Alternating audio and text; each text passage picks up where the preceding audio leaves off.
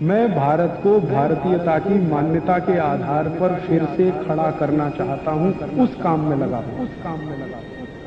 अब जरा आगे बढ़ता हूं। जिनको पेट साफ नहीं होता उनको क्या क्या होता है?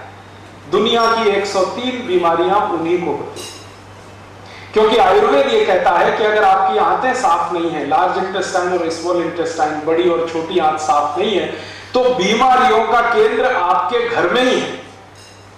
और 90% बीमारियां आपको मालूम है कब्जियत से शुरू होती हैं, कॉन्स्टिपेशन से शुरू होती हैं। हमारे देश में सभी बड़े चिकित्सक और वैद्य कहते हैं कि जिनका पेट साफ नहीं हुआ उनको कुछ भी बीमारी आएगी, संधिवात हो जाएगा, डायबिटीज हो जाएगी, कॉन्स्टिपेशन तो रहने वाला है, मुंह में से भयंकर बदबू आएगी, दांत आपके खराब हो जाएंगे, सांस में इतनी तेज बदबू होगी कि पड़ोसी बैठ नहीं पाएगा आपके पास, रात को नींद नहीं आएगी, भूख समय से नहीं लगेगी, भूख ठीक से नहीं लगेगी, शरीर में कमजोरी आती जाएगी। ऐसी 103 बीमारियां एक साथ आएंगी। अब उनको चूंकि कॉन्स्टिपेशन बहुत है तो ये सब बीमारियां उनको होती हैं। तो अब उसका इलाज क्या करते हैं वो? जब पेट साफ नहीं होगा तो सांस की बदबू भयंकर होगी। अब उस सांस की बदबू को रोकने के लिए वो दिन भर टूथपेस्ट लगाते हैं। हमारे देश में अब मुझे ये समझ में आने लगा है कि किसी भी भारतीय नागरिक को चिकित्सा सुविधा की जरूरत नहीं है, चिकित्सकीय ज्ञान की जरूरत है। हेल्थ फैसिलिटीज नहीं चाहिए, नॉलेज चाहिए। नॉलेज की बहुत कमी, और इतनी कमी है कि पढ़े लिखे लोग उससे ज़्यादा पीड़ित हैं। छोटी छोटी बातें नहीं जानते। पानी को उबाल के पीना ये इतनी छोटी सी बात है, लेकिन आज के समय की बीमारियों में सबसे इफेक्टिव है, खासकर 3 महीने की ये जो। तो आप उनको बता दो भैया पानी उबाल के पियो, उबाल के पानी पीने से क्या होता है वो समझा दो उनको, 10 मिनट में समझ में आ जाएगा। फिर उनसे कहो कि खाना खाते हो तो कुछ ये खाओ ये मत खाओ, क्योंकि दिनचर्या ऋतुचर्या जो आयुर्वेद की है ना वो जरूर सीख लो।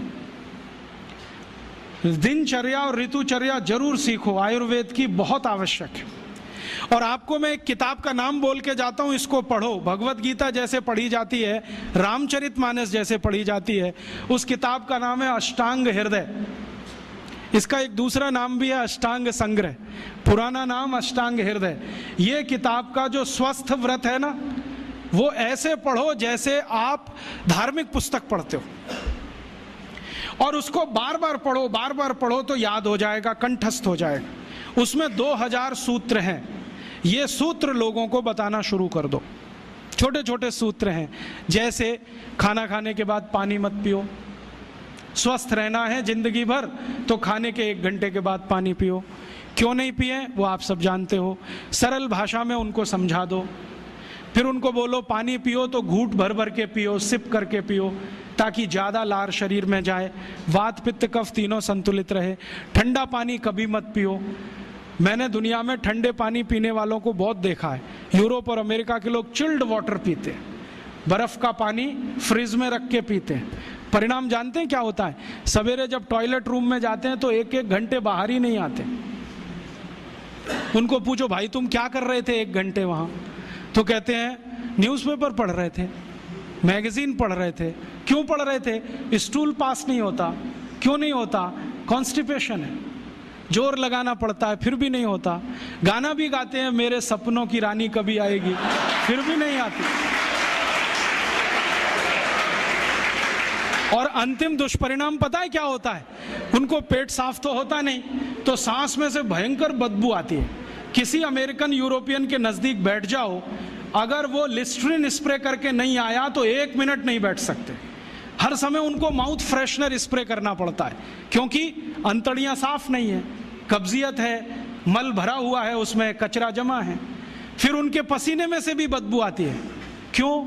कब्जियत बहुत है। और पसीने की बदबू दूर करने के लिए डिओडोरेंट स्प्रे करते रहते हैं।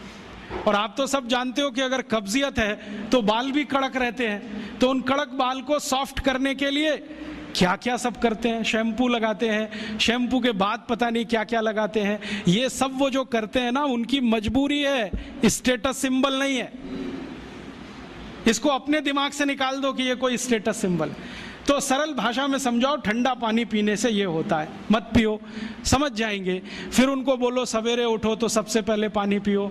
फिर उनसे बोलो खाना खाओ तो बैठ के खाओ, कभी भी खाना खाओ तो पूर्व दिशा में मुंह करके खाओ, सो तो पूर्व दिशा में। ये अष्टांग हृदय में इतने अद्भुत छोटे छोटी बातें हैं तो संस्कृत में है, लेकिन अब तो उसका हिंदी भी आने लगा है, तो हिंदी ले लो, हिंदी वर्जन ले लो, इसको पढ़ो, बार बार पढ़ो और ये जाके गांव में सबको बताओ।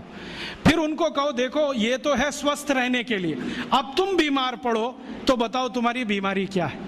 ये बीमारी है तो ये दवा है, ये बीमारी है तो ये दवा है। और मेरा आपसे एक निवेदन जरूर है कि अगर आप होम्योपैथी से भी इलाज करो तो उसकी मूल दवा जरूर बता दो। उनको ये ग्रीक और रोमन नाम में मत फंसाओ। आप कहोगे जी मैं तो ऑसिमम दे रहा हूँ, ये उनको कहो ये तो तुलसी का रस है भैया, तुम्हारे घर में फूलों से बनी हुई है, आसानी से मिलती है, जयपुर में मिलती है, दिल्ली में मिलती है। भंडारी वालों को अक्सर ऑर्डर दे के रखो, हमको इतनी भेजो। उनको जो पता चल गया कि आप प्रचार के लिए कर रहे हो तो मुफ्त में भी दे देंगे आपको। तो इस तरह से आप गांव गांव जाओ, छोटे छोटे शिविर लगाओ, गांव वालों को इकट्ठा करो। गांव वाले बहुत दुखी हैं, शहर वाले भी दुखी हैं, वैसे तो वो दुखी हैं। इसका यही सबूत है कि रामदेव जी आए जयपुर में सवेरे 4 बजे तो सब लोग पहुंच जाते हैं वहाँ, पैसा भी देते हैं, समय भी देते हैं। और 4 बजे रामदेव जी कहें टांग ऊपर उठा लो तो उठा लेते हैं, कहें सिर नीचे कर दो तो कर लेते हैं, ऐसे कर लो तो कर लेते हैं। क्यों? परेशान है, दुखी है, शरीर उनका साथ नहीं दे रहा है। और इतने दुखी हैं कि रामदेव जी तो क्या, कोई टिम्बकटू आ जाए उसी के सामने वो आ जाएंगे, और वो दुनिया भर में घूम के आते हैं अपनी अपनी छोटी छोटी बीमारियां लेके। तो इन जो दुखी लोगों का थोड़ा थोड़ा आप मदद कर दो इलाज के रूप में, ये सब आपके भगत हो जाएंगे। और ये भगत हो जाएंगे तो कहो आप भी प्रचार करो इसका, वो भी करें, आप भी करो, तो ये इतना तेजी से मल्टीप्लाई करेगा कि 2-5 साल में एलोपैथी का बाजा बज जाएगा। और बजा देना है अपने को, हाँ, ये संकल्प लेके चलो कि इनका बाजा हमको बजाना है। मैं बहुत जल्दी एक टीवी चैनल शुरू करने जा रहा हूँ एलोपैथी का बाजा बजाने के लिए। इनकी सब पोल खोलनी है मुझे, हाँ, इनकी इतनी पोल हैं मेरे पास, कम से कम 1,500 से ज़्यादा डॉक्यूमेंट्स हैं जो एलोपैथी के गंदेपन को सिद्ध करने वाले, इनकी निकृष्टता को सिद्ध करने वाले, ये कितने अनसाइंटिफिक हैं वो बताने वाले हैं, कितने डॉगमेटिक हैं वो बताने वाले हैं। मेरे पास ऐसे बहुत इंटरव्यूज हैं बड़े बड़े डॉक्टरों के, वो कहते हैं कि हम कोई डायग्नोसिस नहीं करते, तीर मारते, लग गया तो ठीक, नहीं तो तुक्का। और वो कहते हैं हम तो एक ही सिद्धांत पे काम करते हैं, ट्रायल एंड एरर, देते जाओ गलतियां करते जाओ, देते जाओ गलती, भले मर जाए पेशेंट उसमें। हमारे पास तो कम से कम ये नहीं है ट्रायल एंड एरर वाला। हम तो जानते हैं कि तुलसी है तो उसके ये गुण हैं तो ये रिजल्ट आना ही चाहिए, मेथी है तो उसके ये गुण हैं तो ये रिजल्ट आना ही चाहिए।